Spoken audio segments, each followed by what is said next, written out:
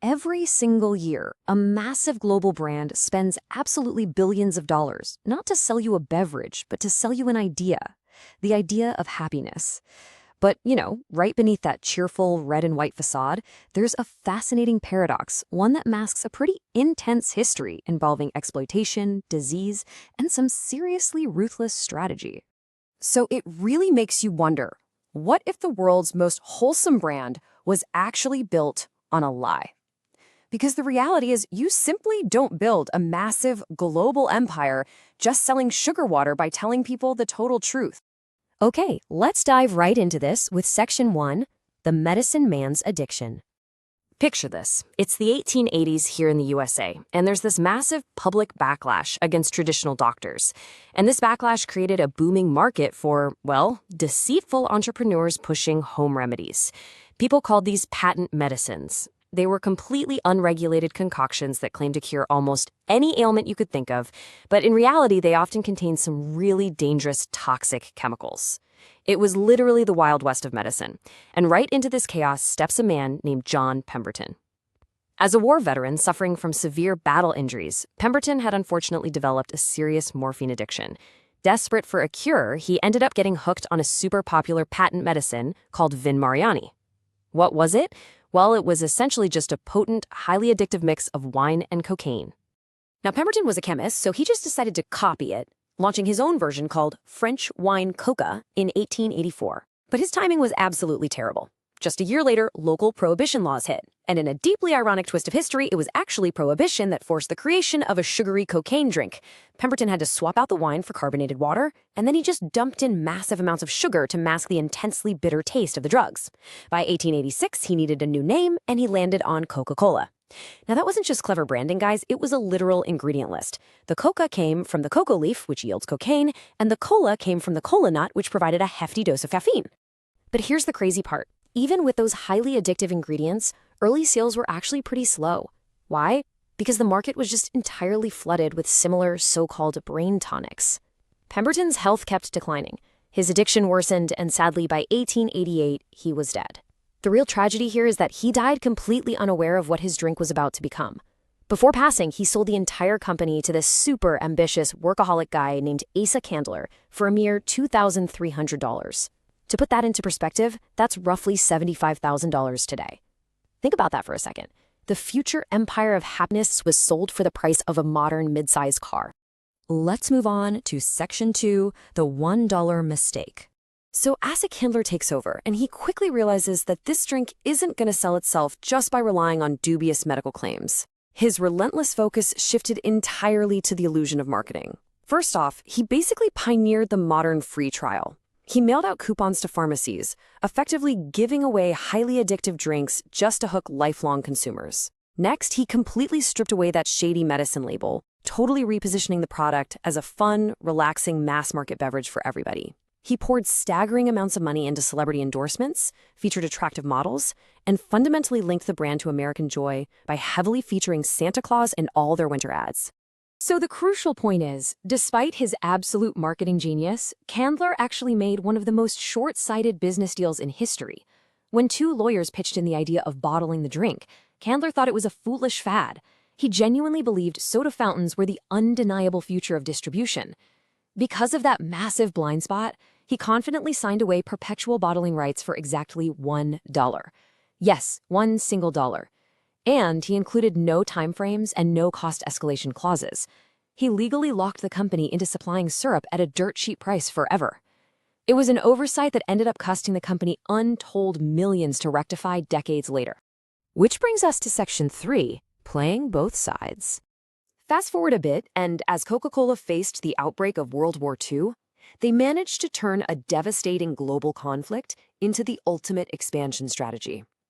Back in the USA, sugar was heavily rationed. Yet through some serious lobbying, Coke managed to convince the government that they were an essential wartime product, securing a really rare exemption. They promised 5-cent Cokes to troops and deeply tied their brand to American patriotism. But if we look impartially at the historical records, they were actively playing both sides. Over in Nazi Germany, they kept supplying the regime until trade restrictions finally cut off their syrup supply. And to keep those profits flowing, Coke's head bottler in Germany literally invented a new drink from leftover food scraps, things like apple fiber. That drink was Fanta.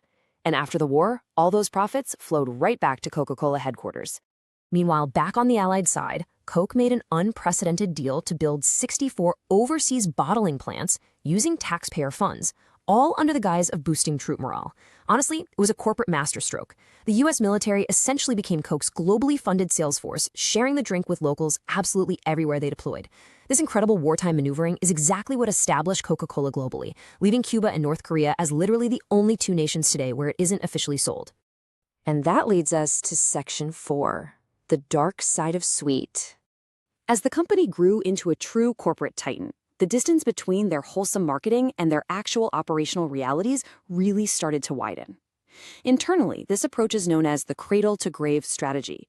You see, to circumvent modern rules about advertising to children, Coke targets them aggressively to create lifelong consumers long before they're old enough to critically evaluate their choices. I mean, think about your own childhood for a second. They strike these highly lucrative contracts with underfunded schools, basically dictating what students drink. They produce branded toys, board games, and they utilize massive product placement loopholes in family films just to imprint their logo on impressionable minds from day one. And as their dominance grew, so did the severity of the allegations against them. Looking at the health sector, data firmly links their sugary products to the obesity and diabetes epidemics, accompanied by serious accusations that they secretly fund biased science to cast doubt on these realities. Environmentally, they faced massive scandals. We're talking contaminated Dasani water in the UK, toxic wastewater sludge allegedly destroying farmland in India, and accusations of depleting essential water resources from indigenous communities in Mexico. And in terms of labor, there are well-documented lawsuits alleging that independently owned bottling plants engaged in severe violence and intimidation against unionized workers down in Latin America. And this brilliantly illustrates the vast canyon between their public image and their corporate roots.